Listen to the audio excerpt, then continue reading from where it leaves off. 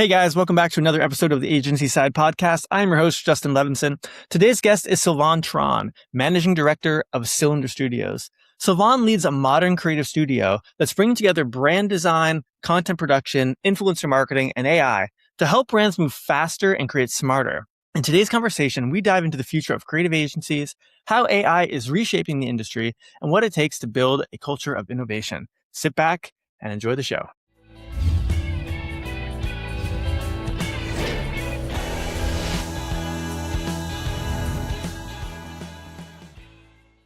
Great to have you here, Sylvain. Thank you for speaking with us today. Yeah, thank you. I've been looking forward to the conversation. Yeah, I'd love to get into your origin story and kind of learn about your background and how you got into this world.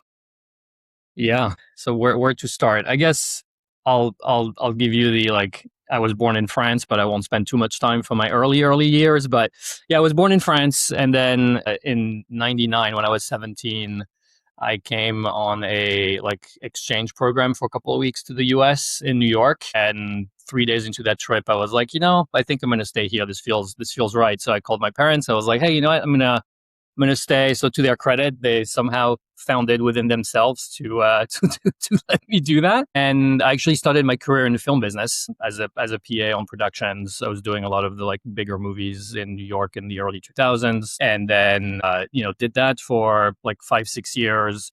Then I started a film company, working in the international sales space, so representing film rights on the international marketplace and working with a lot of films that were premiering at Sundance, Cannes, Berlin, all the big festivals, which is a very noble cause. And then, once you're actually in it, you realize kind of how hard it is to make money at it, which is good if you're in your late 20s and it's okay. And you're kind of traveling around, you're working with really cool filmmakers, that's awesome.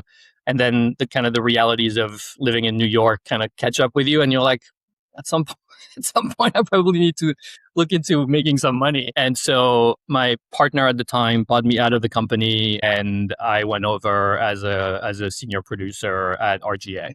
And this was probably 2010, 2011, and RGA was starting to really experiment with content and kind of thinking of different ways to get work done, and not necessarily keeping a lot of the work in house, not outsourcing most of the production work. And so for me, coming from film, where a producer is really a creative part of the process, if not the creative part of the process, it was kind of a nice entry into the agency world and made sense. So I was there for about 3 years, and then moved over to Hobbies, where I was the head of content for North America for about 4 years. And then I moved to LA, started my own agency, McKinney, which is part of the Chael agency network as well, where I am currently via CYLNDR. McKinney acquired us in 2019. Spent a few years at McKinney as the managing director of our LA office. Then you'll see there's probably a pattern here, but then I left to start a design studio, since apparently I can't really sit still and I need to be building companies. Did that for a couple of years.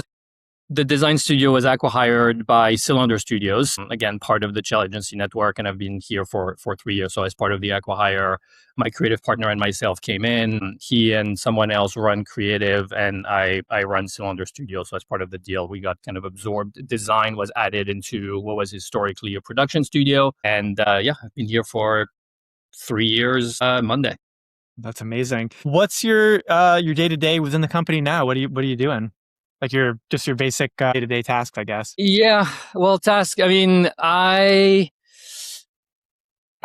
done, I think, a decent job at creating space for myself to think, which I think is critical today. So, I think there's your typical operations, dealing with fires, pitches, dealing with clients, and organizing kind of the day-to-day running of the company, and make sure that we're continuing to make money and do good work, etc. But probably I'd say a good 30 to 40% of my time, and I'm hoping that it can even grow to about 50%, but 30 to 40% of my time is really spent on really figuring out what it means to be a design studio and a production company in 2026, figuring out what it means to be AI powered, figuring out where we're going to be in a year and what it's going to look like. And so I think you just need the time and space to be able to think about those things and kind of put things on paper, brainstorm, whiteboard, whatever it might be. But a I owe it to the people who work at the company, owe it to the holding company, owe it to myself to kind of constantly be looking at like how is this going to be evolve in this ever evolving world that we're currently on. Yeah, and I'd love to get into AI and some of those things as well. Of course. For those who aren't familiar though with CYLNDR Studios, maybe you can tell us just a little bit about what you guys do, and always interested in learning about like interesting projects and things you're doing and things you're proud of that you've done in the past.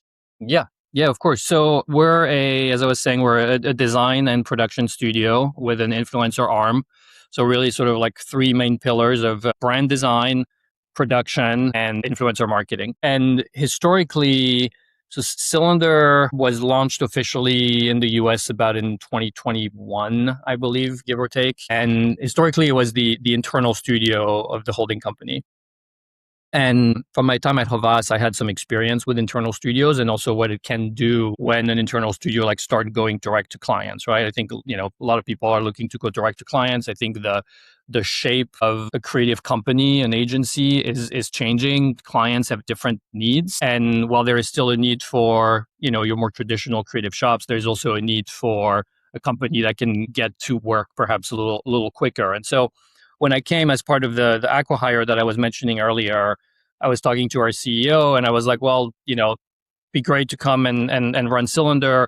We're going to continue to work with all of our sister agencies, right? We have 4, but I think there is a real opportunity to also try to become stand up our own company and go directly to clients. So that's been kind of the origin story. And we've been working directly with clients for a couple of years, and mostly on a project-based basis. And what's been great is that we're able to continue to work with our sister agency as the internal shop, and then we're also like building out like a real outward presence where we're building CYLNDR Studios and creating a brand around it. And so we've seen a lot of success where if you break it down, you have a brand that needs a strong visual identity is at some point going to need some sort of content, right? Whether it's, above the line or social or whatever, they're going to need things made, and then they're going to need things amplified. And best way to do that today is influencers, right? So this narrative of like,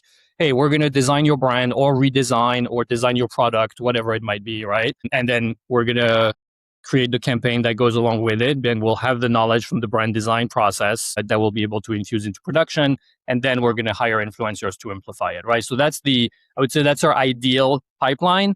Does it happen every time? No. Sometimes someone is like, hey, I just need brand design or I just need an influencer campaign. So of course we do that. But when it works at its best, it's when we have all 3 things. And for clients who really need like sort of strong brand governance and brand understanding, clients who then want to pair the ideation process with the production process in a way that doesn't take months and months, and then clients who then want to be working with influencers. So that's kind of when we're at our best. It's when we have all 3 pieces together and we're kind of taking them through the entire the entire process I just described. Are some brands still hesitant about the influencer part of it? In what way? Like, well, just like they like the funnel, but they don't necessarily see the value, in that the influencer as part of the whole process. Thanks for tuning in, folks. This episode is brought to you by Coming Up Creative, a relationship-first boutique creative recruitment agency. We disrupt the creative ecosystem by running sophisticated, multi-channel campaigns with custom video and voice outreach that actually gets responses. We actively market the agencies and brands we represent to help them stand out to today's industry's top talent, all backed by real human connection and AI-powered targeting. If you're ready for a modern recruitment approach, visit www.comingupllc.com and get started today. It's funny. I think there's a lot of brands that are perhaps not skeptical, but less into the design piece. Because I think with design, you're not necessarily talking to marketers, right? You might be talking to a CEO, you might be talking to a founder, you may be talking to a marketer, but not always. I found, and I was in Cannes a couple of weeks ago, and I think at this point, most brands that I'm talking to are really interested in the creator space, whether they are fully engaged or getting into it. I think a lot of them because it's a little bit of the Wild West. I mean, the whole industry right now is the Wild West, but I think the creator the creator industry specifically. And it's what is true is that they know they need to do it, but it can be hard for them to know how to engage with it. And I think certain companies offer different things. Obviously, different clients are set up differently. And someone might be like, oh, well, we can ID influencer, but the contracting is on you. We can do the strategy, but then the rest is on you. And so for us, we've been really like, we can do everything end to end where, we can either plug into your team, or if you don't have an influencer team, we'll just do everything from strategy to ID, to working with the influencer and co-creating to contracting and then delivering the work and measuring it. So yeah, on the creator side, everyone's doing it. I think on the design side, it's always kind of very interesting to me how a lot of sort of like bigger legacy brands don't necessarily have a full system available to them, which I think then makes everything harder, right? Like if you don't know exactly who you are and how you show up in like a very deep way, then once you get to trying to come up with an idea for a campaign, it's making the work a lot harder. So that's probably what I'm seeing more as a whole. But the creator space, I think everyone is pretty bought in. Cool. So you were back in France recently? Yeah. I was. I had a bit of a ridiculous trip, which is going to sound like a flex, but was kind of, I went to Seoul for so Chell Agency Network. Chell is a Korean holding company. So I had an event in Korea. Then I went to Tokyo from there, and then I went from Tokyo to Cannes. And then I was able to work in some time with the family and then spend a couple of days in Paris and came back. So nice. Yeah, that's a lot of running around. Maybe too much of a flex. I don't know, but it's a lot in 2 weeks. But yes, I was in France. That's nice. We were able to see some family. Do you get back there very often? Yeah, usually a couple times a year, like once in the summer and once for Christmas. My wife and I are gonna go again in about a month for a little vacation to spend some time with my folks. So yeah, that's wonderful. I've never been to France before. I've always wanted to go. I guess the closest I have to it is actually, I have a house in Vermont and about an hour and a half where we're in Montreal. Yeah. So I can spend a lot of time there. But I understand the French might be a little bit different. When you speak to somebody from Montreal, how was the communication? Yeah, it's a little different. I mean, the Quebecois accent varies, and sometimes I have some friends from Quebec who like their French is like fairly close to mine. Yeah, and some others who sound very, very, very different. So there's a range, and I think there's a lot of different expressions. I think is the big thing. There are certain things where sometimes even me, I'm like, I don't totally know what that means. But but if you do go to France, I have a good list for Paris. So cool. If and when you go, just hit me up and I'll hook you up with. I will. Yeah, I think I'd love to take the family there. Well, yeah, we go to Montreal sometimes. For my wife's 40th birthday, we went to John Lennon, where he had his. He had a bed-in there for like when he was doing like the peace and love thing. John and Yoko did a bed-in at this. I'm forgetting the name of the hotel, but we stayed in the exact room where Lennon stayed for the night, which is pretty wild. That's amazing. Yeah. Getting on a tangent here. It's interesting to learn about your pipeline and how that all works. If there are any like projects or things that you have worked on or that you are working on that you could talk about. Yeah. So we shot a couple weeks ago and we're shooting again today. But so as I was saying, we're mostly project based when it comes to our own work, which makes sense based on what we do. And we recently won a project for Play-Doh, which is owned by Hasbro, and Play-Doh is coming out with a new product that's geared towards grown-ups. So it's not for kids. It's similar to what Lego has been doing with partnering up with Star Wars and things like that, where it's like if you want to kind of find the child in you again, you might pick up a set. And so they came out with this line called Play-Doh Blooms, which gives you the ability to make flowers, these like really kind of beautiful bouquets of flowers out of Play-Doh. And so it probably took like a lot of R&D because they have this mechanism by which it's actually kind of easy to make the flowers, and you end up with this like actually really beautiful things. And so the product was announced a couple of days ago, is doing really well, and so we're doing we're doing the campaign for them. So and that will be, the campaign launches in August. But for us, like we do quite well when we work as kind of the extension of an in-house team, right? Because we're very used to that in our day-to-day with our sister agencies. And so for them, they have a bit of an internal agency, they have an internal production group where it's kind of everything flows through that. And so for us,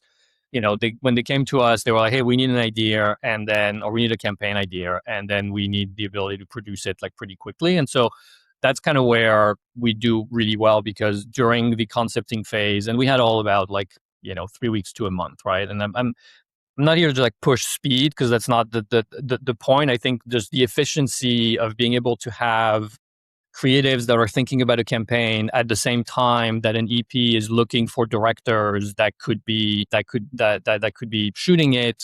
In some cases, the director kind of gets involved in the process at a very high level, and then once the idea is bought in, to be able to be like, great, well, we have already the director, like we can shoot in 2.5 weeks, right? So that's what happens on this, and it's a good case study to kind of bring in production as close as possible to the creative process. I was talking about RGA earlier, and then when I went over to Hobbies, to be frank, I was a little like taken aback by how late in the process production is always. As much as you have tons of agencies that are like, oh yeah, no, production is like so important. So that's the core of what we do, whatever. And I think for some it's true. I think for most, it's still this process of a project that goes from strategy to creative, account orchestrating the whole thing, and then gets to production. And I just think that today there's just such a need for making a lot of work on a budget, on a timeline, that bringing production as early as possible in the process, as early as in the concepting phase is super, super important. And so on Play-Doh, that's what we're able to do. That's exciting. Well, I'm excited to see this product too, because I might be interested in bringing my inner child back, making some flowers with my wife. It's totally. I mean, it's such a fun project. It's a cool product, cool brand. Yeah, we're super psyched about that one. Well, it's great that how everybody kind of works together and it's efficient. I'd be curious to learn a little bit more how the team collaborates. Do you guys do a lot of remote stuff? Do you guys come into an office and for a think tank, or how does that work best for you? Yeah, best. How does that work best is a good question. I mean, I think so. We're across 3 main offices with 2 smaller offices, right? So I'm based in LA. We have an office in LA. We have an office in New York, and we have an office in Durham, North Carolina. And these are like sort of our 3 main hubs. And then we have a smaller office in Phoenix and a smaller office in Toronto. We work in office Tuesday, Wednesday, Thursday. Monday and Fridays are work from anywhere, work from home. And I think what's been hard as, the whole world came back from COVID, which, now is whatever, 4 or 5 years ago, but we're still kind of coming to terms with it, is this idea that you come into an office, but you might be spending your entire day on Zoom with someone who, you might be in LA, and then you spend your entire day on Zoom with someone who's in Durham, and you're collaborating that way. So I think for us, we're trying to kind of staff people kind of where they're at to the best of our ability. We're trying to be, as liberal as we can be with our travel, right? Like, we're not going to put someone on a plane for any reason, but if we're working on a pitch or you're working on a project, like, there's a lot of value in being in person. So it's like, okay, if we can make it work where someone can come into LA or go into New York for 2-3 days to actually be in person, we really, really try to do that. But otherwise, yeah, it's just, it's a big Zoom collaboration. And, yeah, it's hard. I don't know, it's a hard thing to crack, but at the end of the day, I think that, we're never going to go back to 5 days a week. I think 3 days a week is a really nice balance. Yeah.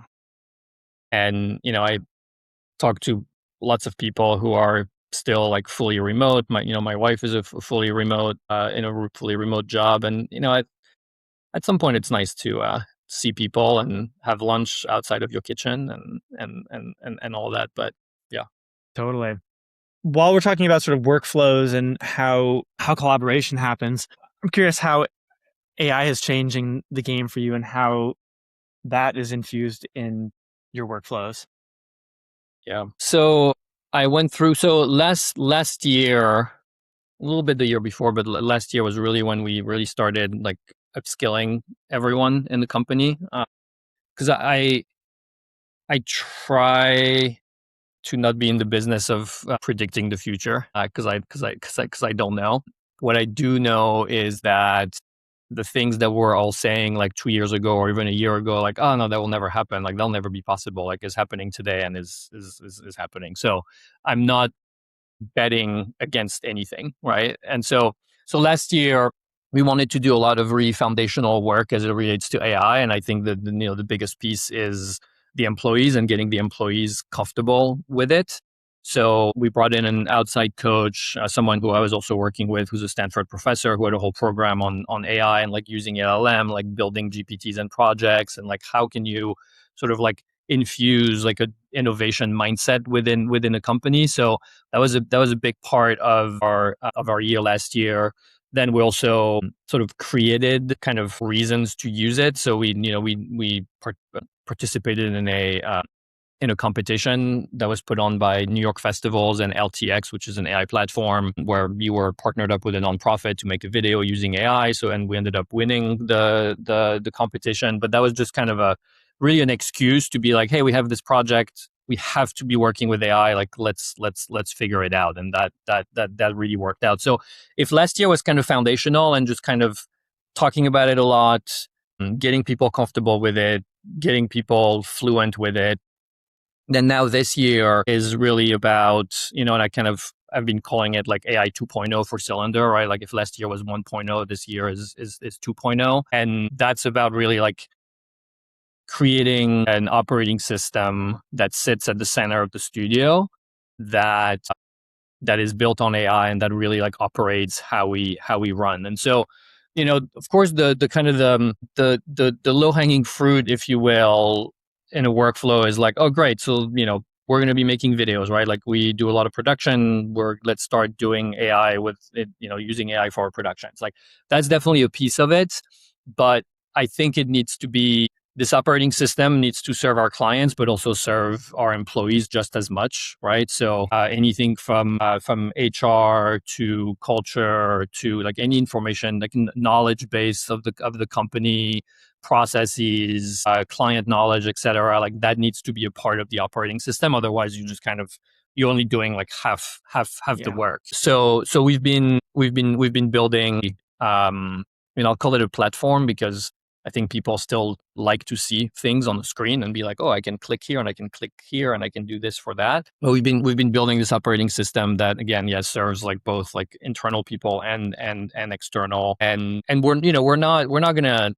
we're obviously not competing with the tech platforms because we simply can't. So I think for us, it's like when we're looking at a workflow and looking at this operating system, it's looking at a few things. One, it's like, are there some things that we can build ourselves, right? Like building has never been easier. So are there things that we can build ourselves?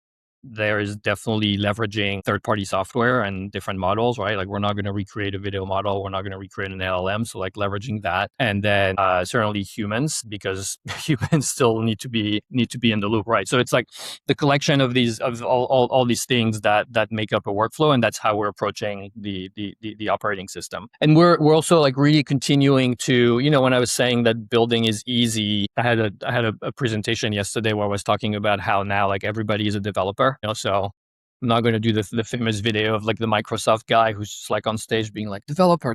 Like I'm not sweating enough for that, but I do think that there is a real reality to like you have a problem, and sometimes it can just be answered easily, like the same way you would use Google. But sometimes you just need to build something to solve that problem, and so we are, and tech historically was built like very much like top down, right? Like agencies didn't build it, and B, we would license a product and say, hey, employees, you now have to use this. So here at Cylinder, we're really trying to kind of, yes, there's some top-down approach to creating what we need to create, but there's also like a bottom-up where the best ideas are going to come from the employees. And if today building and coding is easy, then who best to come up with those ideas and building them than the people who are actually having the issues, as opposed to someone who might be a couple of steps removed making decisions for them.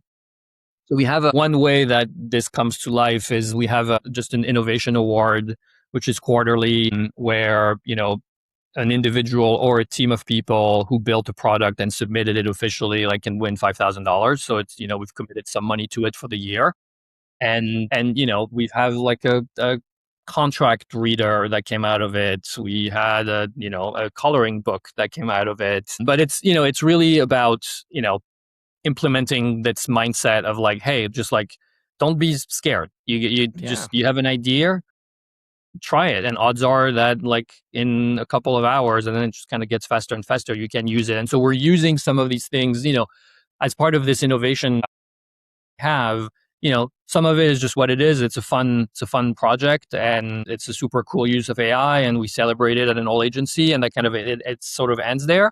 In some other cases, we're implementing it into our operating system, and it ends up in our, so right now we have this thing called apps.cylinder.com, where sort of like all of our AI apps that we're making official are housed. And there's a few of those tools that people have created that do end up on in the OS, and that are now being used by the whole company. That's amazing. A real win-win, and a morale booster if people can come up with these ideas and also get compensated for it. So it's exactly. Fun little program. Yeah, exactly. And people need to, you really have to shift your mindset, and it's if that's probably the biggest thing, right? Yes, the workflows, all that, but if the mindset isn't there, I mean, I have 2 Post-its like right here on my computer that says like, how can AI help me figure this out, right? And that's just it's dumb, but it's a little reminder that there is, just a reminder to ask it, and that it's here and it's available. Certainly a tremendous resource. I'm interested in getting to know who you are outside of the work world. What kind of things do you enjoy doing? Hobbies, things you like? Well, I won't spend too much time on it because I'm pretty terrible at it, but I have a few guitars, and I see that Nice. you do as well. Yeah, I have a friend who collects guitars, and so I ended up with like 2 or 3 guitars that I definitely do not deserve, But Also anyway, makes you happy. That's great.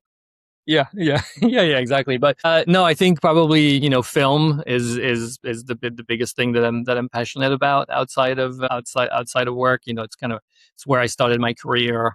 I still have a lot of friends who work in that, and so that's really where probably I spend most of my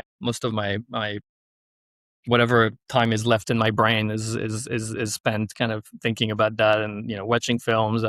I have a somewhat unofficial little film club with a friend of mine in LA, where we we gather every couple of weeks and nice and watch a film. So that's probably the biggest thing that I do outside of work.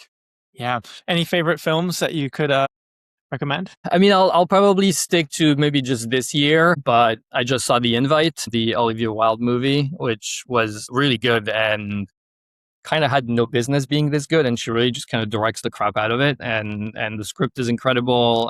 It was not a surprise because I had heard some good things about it coming out of Sundance, but yeah, really good. All takes place. It's 4 actors in an apartment for a couple hours, and just really, really masterful. So I would say this one, and then I will have seen it by the time this comes out, but I'm going to see The Odyssey tonight. So cool, awesome. Are you going?